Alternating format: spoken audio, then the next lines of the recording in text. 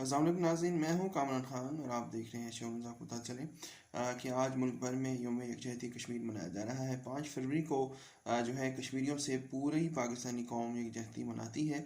ये इस हवाले से बहुत ही अहम दिन है हम सब के लिए, और पूरे पाकिस्तान में जो है और पूरी दुनिया में जहाँ जहाँ पाकिस्तानी और कश्मीरी मौजूद हैं इस दिन को मनाते हैं अपने कश्मीरी भाइयों से इंटरनेशनली। ये बात पूरी दुनिया को बताने के लिए कि हम उनके साथ हैं, हमारे दिल उनके साथ धड़कते हैं और हम भारत के गासिबाना कब्ज़े को कश्मीर पर नहीं मानते।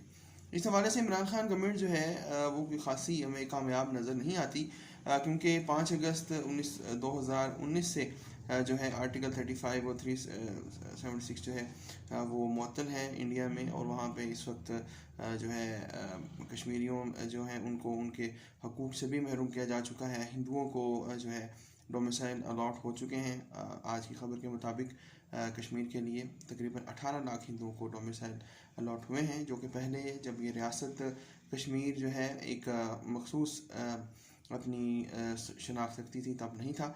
अब देखना ये है कि किसानों का मसला भी चल रहा है, ये कश्मीर का मसला भी अभी तक हल नहीं हुआ, खालिस्तान का भी मसला वहाँ पे मौजूद है। अब देखते हैं कि ये जो मोदी गवर्नमेंट है, जो गासिबाना गवर्नमेंट है, जो हिटलर की गवर्नमेंट है, ये कब तक, ये नाज़ी हुकूमत, ये नाज़ी हिंदुओं की हुकूमत कब तक ये सब बर्दाश्त कर सकेगी।